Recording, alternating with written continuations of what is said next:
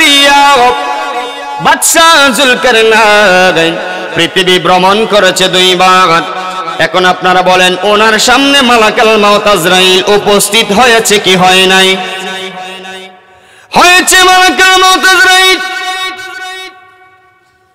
ইন্তেকালের কয়েকদিন পরে বাদশা জুলকারনাইন সমস্ত মানুষদেরকে জমায়েত করলেন, সমস্ত মানুষদেরকে একত্রিত করে জবান খুলে বলেন, উনি ডাক দিয়া বলেন, ও আমার দেশের মানুষেরা, আমি তোমাদের কাছে একটা ওসিয়ত করে যাই। মরে যাওয়ার পরে আমার এই ওসিয়তটা তোমরা পূর্ণভাবে সেই ওসিয়তটা তোমরা মানবা। এই ওসিয়তটা হইল, আমি বাদশা জুলকারনাইন যখন মারা যাব রে, আমি যখন ইন্তেকাল করব, তখন যখন আমার লাশটা 4 জনে 4 কাঁধে করে যখন কবরের নিয়ে যাওয়া হবে, জোরে বলেন কয়জনে নেই? 4 জনে 4 কাঁধে করে নিয়ে যাবে আমায় আপন নিরে। আমাকে রেখে সবাই চলে যাবে আন্ধার ঘরে, আপন রাসূল হবে এই পদ্মা মেঘনা যমুনার তীরে। কত দেও চলে যায় আসে না তো ফিরে, এই পদ্মা বলেন মেঘনা যমুনা এই কত দেও চলে যায়, তেমনি আমি হারিয়ে যাব, আসিব না কবু ফিরে।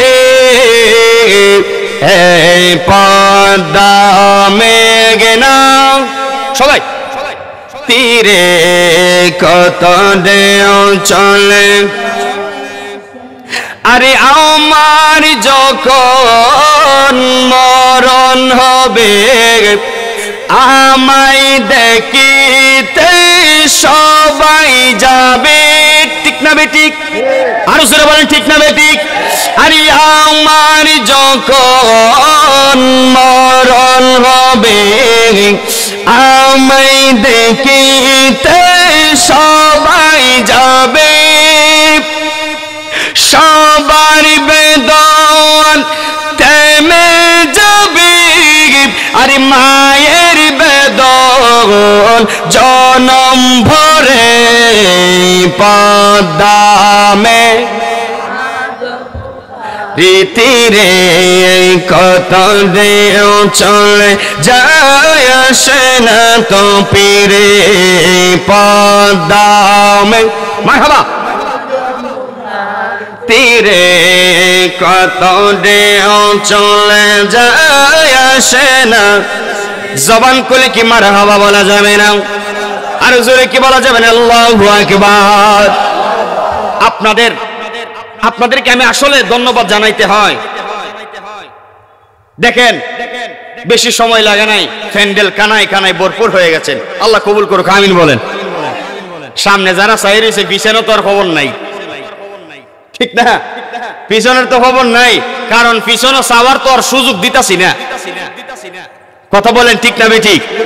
আল্লাহ তুমি কবুল করো, আমিন বলেন। আল্লাহ তুমি প্রত্যেকটা মানুষকে হক্কানি রব্বানি মানুষের সহবতে থেকে নিজের আমল পরিবর্তন করার তৌফিক দান করো, আমিন বলেন। মহব্বতে আল্লাহুম্মা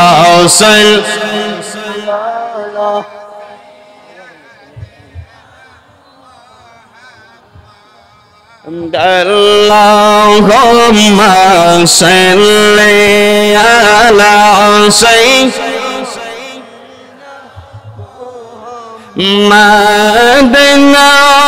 biyana shaf maulana Muhammad Allahumma salli ala sayyidina সকলে বলি মারহাবা। সম্মানিত শ্রোতা, ডিপলি মনোযোগ লাগাও। বাদশাহ জুলকারনাইন ডাক দিয়া বলেন, আমি যখন মারা যাব রে, আমাকে যখন চারজনে কাঁধে করে, আপনাদের ওই যে লাশের কাঠকে কি বলে, হ্যাঁ কোরাল, ওই যে কাঁধে করে যে নাই কোরাল, এটা আমাদের শেষ গাড়ি, এটা আমাদের শেষ গাড়ি। আমি এটাই বলি, কোরাল মোরাল বুঝি না, কোন দেশের গালি আর কোন দেশের বলি, আর সিলেটটা ভাষা বুঝতে মাথা কেন কেন করে, মারাত্মক। দুইজন মেন সিলুটি যদি কথা কয় বোঝা যায় এখানে একটা কিয়ামত চলতেছে, ঠিক না? চিটাগাং আর সিলেট একবার সেম টু সেম। যাক, আল্লাহ কবুল করে, কামিল বলেন, আর জোরে বলেন আমিন। আমার ভাইয়ারা, আমাদের শেষ গাড়ি করে যখন নেওয়া হবে রে, একটু মনোযোগ লাগাইয়া শোনো। বাদশাহ জুলকারনাইন ডাক দেয়, ওই কাঠের দুই দিকে আমার দুইটা হাত এইভাবে বার করে রাখবা, বাহির করে রাখবা। লাশকে আমাদের দেশে এই গ্রামতলার জমিনে যখন কোনো মানুষ মারা যায়, কবরে যখন নেওয়া হয়, লাশ কি বেঁধে নেওয়া হয় নাকি এইভাবে নাই? বেঁধে নেওয়া হয়।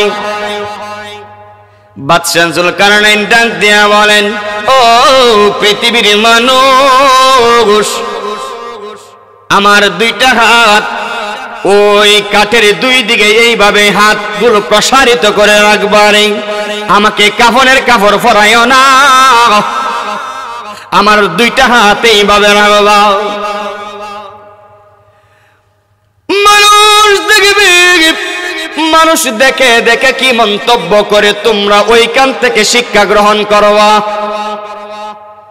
উনি মারা গেল, ওনার ওসিয়ত মোতাবেক কাফন দেওয়া হলো না, কাঠের মধ্যে শোয়া দুইটা হাত এইভাবে রাখা হলো। হাজার হাজার মানুষ উনাকে দেখার জন্য চলে আসলো। দেশের বাদশা মারা গেছে, দেখার জন্য মহিলা পুরুষের বীর। এবার যারা শৃঙ্খলা বাহিনী তারা ডাক দেয়া বলে, বীর করিও না, তোমরা দুইটা লাইন দুইটা কাতার হয়ে দাঁড়িয়ে যাও, মাঝখানে ফাঁক রাখবা, ওনার লাশ নিব। বন্ধুরে আমার, ও কলিজার টুকরো বাবারা, দুই লাইনের ডান দিকে একটা লাইন, বাম দিকে একটা লাইন, দুইটা লাইন কইরা বাদশাহ জুলকারনাইনকে মাঝখান দিয়া মানুষ চারজনে কাদের মধ্যে করে নেওয়া হচ্ছে। বাম দিকের মানুষ ডাক দিয়া বলে, হাই রে হাই, দেখ তাকায়া দেখ, এই বাদশাহ জুলকারনাইনকে আমার আল্লাহ কত ক্ষমতা দান করেছিলেন, পুরা পৃথিবীর বাদশা বানিয়ে দিয়েছেন। টাকার অভাব ছিল না, পয়সার অভাব ছিল না, দ্বন্দ্ব উলুতের অভাব ছিল না রে। আল্লাহ পাক সবকিছু পরিপূর্ণভাবে তাকে দিয়েছেন, কিন্তু দেখ মরার পরে হাত বাহির কইরা সম্পদ আরো চায়, আরো চায়। নাউজুবিল্লাহ বলেন। এটা হচ্ছে বাম দিকে যে মানুষ তাদের মন্তব্য। ডান দিকের মানুষ ডাক দিয়া বলেন, না তোমরা বুঝতে পারো নাই রে, বাদশা জুলকারনাইন হাত বাহির কইরা উনি বুঝাইতে চাইল, বাদশা জুলকারনাইন উনি বুঝাইতে চাইল রে, যে পৃথিবীর মানুষ তাকায়া দেখ, তাকায়া দেখ, আমি বাদশা ছিলাম, আমার আল্লাহ আমারে কত ক্ষমতা দান করেছিল রে। টাকার অভাব ছিল না, পয়সার অভাব ছিল না, ক্ষমতার অভাব ছিল না।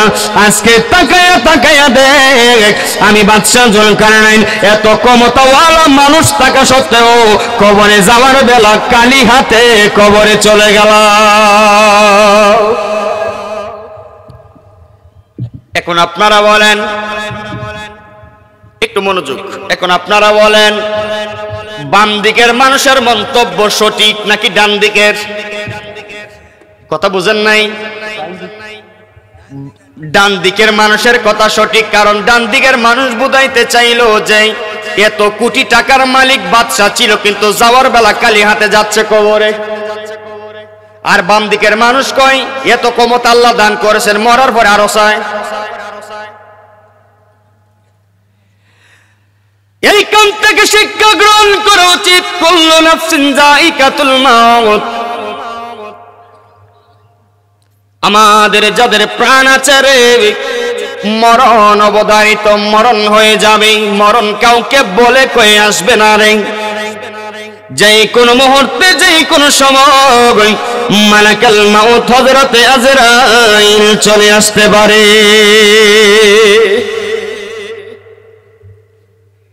হায়াত পেয়েছিলেন লম্বা সময়, 1600 বছর, কিন্তু শেষ বেলা উনি তো খালি হাতেই কবরে চলে গেছে। সুলাইমান পয়গম্বর পুরা পৃথিবী রাজত্ব করেছেন। আপনারা জানেন সুলাইমান পয়গম্বর আল্লাহ পাক এমন ক্ষমতা দান করেছিলেন, ওনাকে একটা তখতে সুলাইমানি আল্লাহ পাক দান করেছিলেন, যে তখতে সুলাইমানিতে করে উনি সহ একসঙ্গে 60,000 মানুষ আসমান দিয়ে উড়াউড়ি করতে পারতেন। কি সুবহানাল্লাহ বলা যাবে না? আজকে আমাদের ডিজিটাল বাংলাদেশ। কি বাংলাদেশ? আরে কি ডিজিটাল বাংলাদেশ? ডিজিটালের কি দেখলেন আপনি? ডিজিটাল তো ছিল আগে, স্মার্ট যুগ ছিল আগে, এখন কোন স্মার্ট নয়, আমরা ওল্ডের দিকে চলে যাচ্ছি। কথা বুঝে না মনে হয়? আমরা পৃথিবীর সামনে দিকে যাচ্ছি না তো, আমরা ওল্ডের দিকে চলে যাচ্ছি, আমরা পিছন দিক থেকে চলে যাচ্ছি তো। ইব্রাহিম পয়গম্বর যখন কাবা শরীফ নির্মাণ করবে, আল্লাহকে বলে আল্লাহ বড় বড় পাথরগুলো আমি কিভাবে উপরে তুলবো? আল্লাহ কই বুঝো না? আল্লাহ আমার বুঝাইলে তো বুঝি। তোমার সামনে একটা পাথর আছে, জান্নাতি পাথর, এই পাথরকে তুমি হুকুম করলে লিফটের মতো তোমাকে উপরে নিয়ে যাবে। জোরে বলে। কতশো বছর আগে লিফট আমরা পাইলাম পাথরের মাধ্যমে, আর বাংলাদেশে এখন 10 তলা বিল্ডিং এ লিফটে যায়, কইটা আধুনিক। এখানে আলেম তো বসা, জিজ্ঞেস করেন ওনাদেরকে। ইব্রাহিম নবী পাথরকে বলতো, পাথর আমি তো উপরে যাব, তাহলে আপনি উঠেন আমি নিয়ে যাই। পাথর অটোমেটিক নিচ থেকে উপরে নিয়ে যেত, নাহলে কাবা শরীফ এত বড় বড় পাথর কিভাবে আসছে? মিশরের পিরামিড আপনারা তো দেখেছেন ইউটিউবে, মিশরের পিরামিড গুলো এক একটা কয়েকশো টন মনোজন, এক একটা পাথর কয়েকশো টন মনোজন। এগুলো কি আমাদের দ্বারা সম্ভব হয়েছে নাকি? বুঝতে হবে আমরা ওল্ডের দিকে চলে যাচ্ছি। আমরা পৃথিবীটাকে যেমন মনে করছি, পৃথিবীটা আসলে একটা ক্ষুদ্র পৃথিবী। কি ক্ষুদ্র, ছোট। আমি একটা এক্সাম্পল দিচ্ছি, মনে হয় আপনারা বিরক্ত লাগতেছে। আপনাদের যেরকম বিরক্ত লাগতেছে যে হুজুরেদের শান টান গায় না, জিকির টিকির করে না, এগুলো চাইরা দিছি। মানুষ আমাদেরকে নিয়ে তামাশা করতে চায়, মজা করতে চায়, মজা নিতে চায়। আমাদেরকে ওয়াজে লাগাইয়া কই হুজুর একটা শান গান, একটা শান গাইলাম 2 ঘন্টা ওয়াজ করলে এটার কোনো সুনাম নাই। 2 মিনিটের একটা শান গাইলে, একটা শানে মুর্শিদ বা একটা গজল গাইলে মানুষ এটা নিয়ে সমালোচনা করে। কি হুজুর আনলো, এটা শুধু গান চিনে আর কিছুই চিনে না। আপনারা সকম দিয়া সুন্দর করে তুলে সকমটা নামায় দেন, আপনাদের মন মতো আর ওয়াজ হবে না ইনশাআল্লাহ। এখন কোরআন সুন্নাহ ভিত্তিক আলোচনা হবে, ঠিক না ঠিক বলেন? তারপর কিছু মানুষের আক্ষেপ থাকতেই পারে, থাকতে পারে না? কিছু মানুষের একটা আক্ষেপ থাকতে পারে, যদি তাকে মোনাজাতের আগে 2-3 মিনিট আপনাদের কিনে আল্লাহ পাকের জিকির করবো, অসুবিধা আছে? জোরে কোনো অসুবিধা আছে? সবাই মিলে আসুন না একটু মহব্বতে দরুদ পড়ে। আল্লাহুম্মা সাল্লি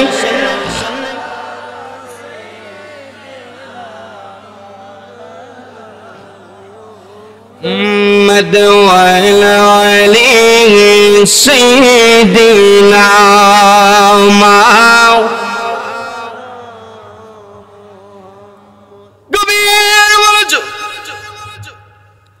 এখন প্লেন বানানো হয়েছে। আমরা যখন উমরা হজ করার জন্য যাই, এক দেশ থেকে অন্য দেশে ভ্রমণের জন্য যাই, তাহলে প্লেন ব্যবহার করি। কথা বলেন ঠিক না বেটি? কিন্তু আমার বাবারা কি এই এই কি তোমরা উঠতেছো কেন? ও যাও, ওয়ান ওয়ান একসাথে 2-3 জন উঠলে আবার ঝামেলা, একজন একজন। আমরা এক দেশ থেকে অন্য দেশে ভ্রমণের জন্য আকাশ পথে কি ব্যবহার করি? প্লেন, প্লেন, বিমান, বেঈমান না বিমান।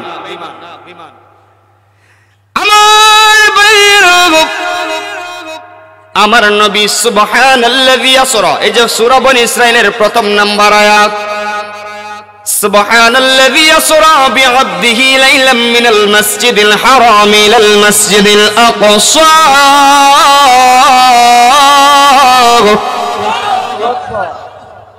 আল্লাহ পাক নবীকে মেরাজ করাইলেন মসজিদে হারাম থেকে মসজিদে আকসা। কি করাইছে? মেরাজ করাইছে। প্লেন ব্যবহার করছে? বিমান না, আল্লাহর বিমান ছিল কোনটা জানেননি? আল্লাহর বিমান ছিল বোরাক। সুবহানাল্লাহ। কি ছিলেন? বোরাক। এটার গতি, এটার পাওয়ার কত ছিলেন জানেননি? বাদশা জুলকারনাইন, ওনার ঘোড়ার ক্ষমতা ছিল মিনিটে 60,000 কিলোমিটার দৌড়াইতো। আর নবী যেই বোরাকের মাধ্যমে মেহরাজ শরীফে গিয়েছিল, হাদিস শরীফ প্রমাণ করে রে গ্রামতলার বাবারা, বড়লেখার বাবারা, এই বোরাকের নজর যেই জায়গার মধ্যে শেষ হইতো 1 কদম, নজর যেখানে শেষ হইতো কয় কদম? 1 কদম। আমরা একটু সবাই উপরের দিকে তাকাইতো, এমনে এমনে দেই, যদি প্যান্ডেল না থাকতো উপরে কি আছে? জোরে কোন? আসমান। আমরা সেকেন্ডে দেখতে পারি কিনা? সেকেন্ডও সময় লাগে না, মিনি সেকেন্ড। এই যে আসমান দেখতে পারি। এখন আপনারা বলেন, গ্রামতলার জমিনে বসে আপনি আসমান দেখলেন, আসমানের দূরত্ব কতটুকু? 500 বৎসরের রাস্তা। আপনি যদি গ্রামতলার সাধারণ মানুষ হইয়া উপরে চোখটা তুললেই 500 বৎসরের রাস্তা হয়। যেই নবীকে না বানাইলে লাউলা খালামা খালাকতুল আফলাক, আসমান জমিন বানাইতো না। লৌহ কাম আরশ কুরসি মানব দানব জিন ইনসান আল্লাহর খোদাই খোদাইতো প্রকাশ পেত না। ওই নবীর ক্ষমতা কম থাকবে না বেশি থাকবে? আর যারা বলেন কম থাকবে না বেশি থাকবে? বুঝে না, নবীর বিষয় এলে বুঝে না। আইরে অবাবির দল, বুঝে না। বুঝছে না নতুন কি কি বুঝছে না নতুন না, নবীর বিষয়ে বুঝতে হবে না। বুঝা কব লাগে রে আটকাইলে ফেরেশতা আইব, খালি বাইরে আইব, কানে উনতো না সিলাইবেন দে। কি হুজুর আইবনি? আটকাইলে একটা ফেরেশতা আছে, গদা একটা লইব, এমন বাড়ি দিব, আপনি দেশ চিল্লাইতেছেন, এর খানে এখানে তো আটকাল, শুনতো না। এত হাতেন এ শুনবে না, আসাম শুনবে না, বাইরেইব। আপনি চিল্লাইবেন, এ হইব কিটা রং করস তুই আমার সাথে ফুটকারি করস, আরো বাইরে দিব। বুঝালন সিন্না যান নবীরে। সামনে যাচ্ছি নবীর বিষয়ে, কথাটা আমি শেষ করে দিচ্ছি আমার ভাইয়েরা। নবীজি পাক ওই সুলাইমান পয়গম্বর রাজত্ব, পুরা পৃথিবীর রাজত্ব আল্লাহ পাক দান করেছিলেন। সুলাইমান নবীকে 3টা প্রশাসন আল্লাহ দান করেছিলেন। সুবহানাল্লাহ বলেন। কয়টা প্রশাসন? 3টা প্রশাসন। আমাদের সরকারের প্রশাসন আছে না নাই? পুলিশ, সেনাবাহিনী, র্যাব, নৌবাহিনী আছে না নাই? প্রশাসন আছে। সুলাইমান নবীকে আল্লাহ প্রশাসন দান করেছেন। ওয়া খুশিরা লি সুলাইমান জুনুদুহু মিনাল জিন্নি ওয়াল ইনসি ওয়াত তায়রি ফাহুম ইউজাউন। সুবহানাল্লাহ বলেন।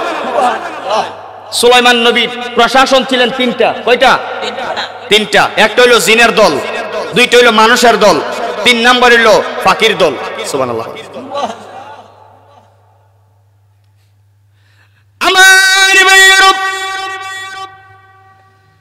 ওই সুলাইমান নবী ক্ষমতা পাওয়ার পর, রাজত্ব পাওয়ার পর আল্লাহ পাককে শুকরিয়া তান ওই সুলাইমান পয়গম্বর ডাক দিয়া বলেন, আল্লাহ ও মায়ের আল্লাহ, দয়ার আল্লাহ গো, আমি সুলাইমান পয়গম্বর ভিতরে ভিতরে আমার একটা অশান্তি অনুভব করছি।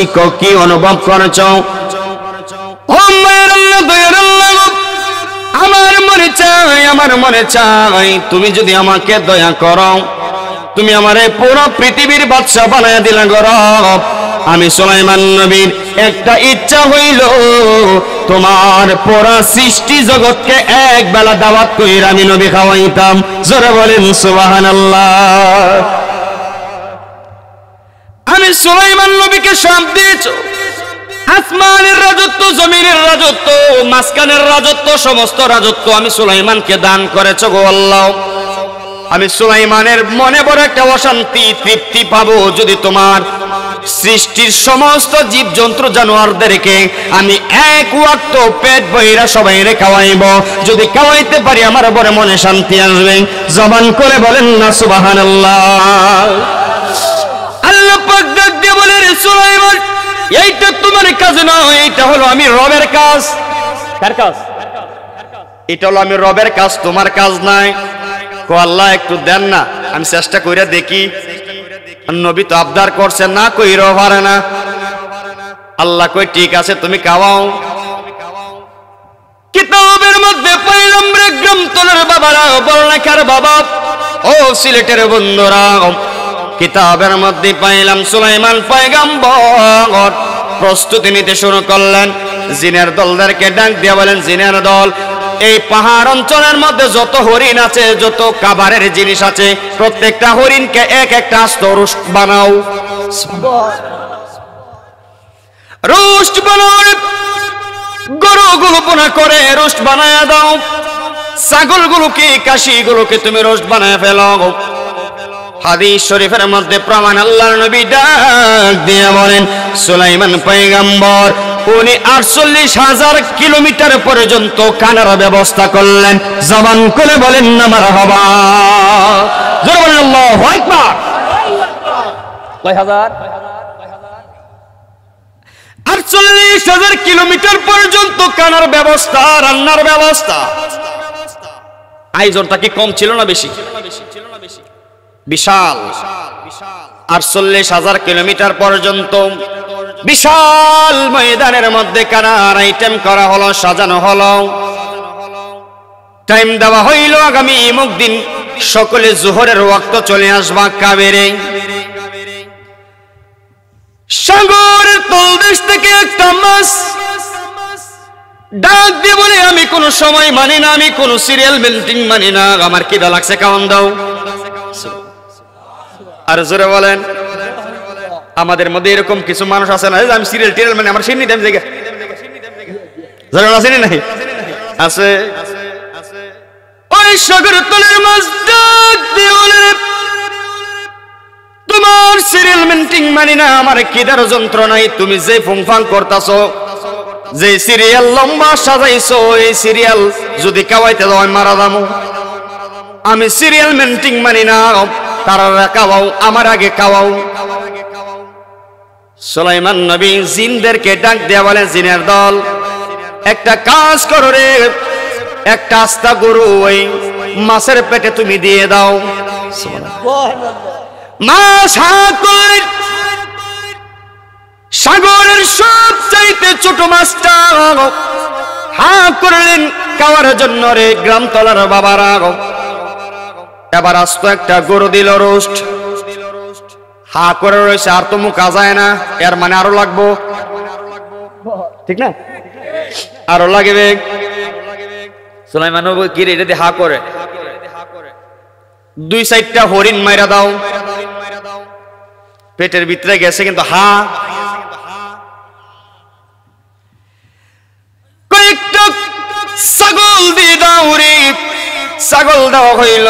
কিতাবের মধ্যে পাইলাম দিতে দিতে দিতে দিতে সুলাইমান নবীর সমস্ত খাবারগুলো এই মাছের পেটে দিয়ে দিল। তারপরও মাছ হা। সুবহানাল্লাহ কয় না? যারা সাইডে বসছেন জোরে বলেন সুবহানাল্লাহ, আরো জোরে বলেন। হা না, আমরা প্রতিদিন ওয়াজ করি, গলা ভাঙে না। আল্লাহ যে আমাদেরকে একটা নিয়ামত দান করেছেন, যে গলাটা, প্রতিদিন 1 ঘন্টা 1.5 ঘন্টা 2 ঘন্টা আলোচনা করি, ওয়াজ তো করি 1 ঘন্টা 1.5 ঘন্টা, কিন্তু জার্নি করি 24 ঘন্টা। আমাদের মতো কষ্ট জার্নি বাংলার কোনো মানুষ করতে পারবে না, একজন আলেম যে পরিমাণ কষ্ট করে। অনেকে তো মনে মনে ভাবে হুজুর আপনারা হাদিয়া পান, অসুবিধা কি? আরে না, হাদিয়া না। তো এক কাজ করেন, আপনার আমি প্রতি রাত টাকা দিব, আমার সাথে একটা সপ্তাহ ঘুরে দেখেন। কয়েকটা রাত যখন ঘুমাইতে পারতেন না, ও ঘুম গাড়িতে লাম্বই ঘুরে থাকবেন। গ্রামের মানুষ কয় যে 1 রাতের সজাগ 7 রাত ঘুমাইলেও কাটে না। আর আল্লাহর 12 মাস আমরা কথা বলি, সজাগ থাকি, কিন্তু আল্লাহ পাক আমাদেরকে সুস্থতা রেখেছেন। আমিন বলবেন না? জোরে বলবেন আলহামদুলিল্লাহ। সুলাইমান পয়গম্বর ওই মাছকে ডেকে দিয়ে বলে, রে কি রে মাছ, আমার তো খাবার শেষ, তুমি এখনো বন্ধ করো, তোমার কি পেট ভরে নাই? না। সাথে সাথে সুলাইমান পয়গম্বর সিজদার মধ্যে পড়ে আল্লাহকে ডাকে দেয়, আল্লাহ। আমরা সবাই বলি আল্লাহ, জবান খুলে বলি আল্লাহ, সকলে বলি আল্লাহ। সুলাইমান নবী ডাকে দিয়ে কয়, আল্লাহ গো, ও মায়ার আল্লাহ, দয়ার আল্লাহ, এটা আপনার কাজ, আমার কাজ না। কয় এখন বুঝছো? কহ এখন বুঝছে গো আল্লাহ। সুলাইমান নবীকে আল্লাহ ডাকে দিয়া বলেন, সুলাইমান ওই মাছকে গিয়ে জিজ্ঞেস করো তার পেট ভরছি না, আর কতটুকু খাইলে তার পেট ভরবো। সুলাইমান নবী মাছকে জিজ্ঞেস করে, মাছে রে